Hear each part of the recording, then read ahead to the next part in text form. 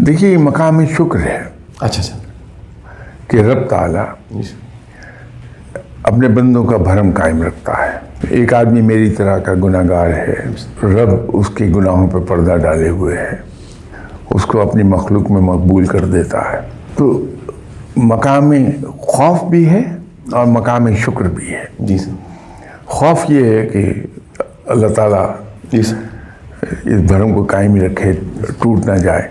जी sir. वो इस effort में आहिस्ता आहिस्ता खुद ही नेक हो जाता है।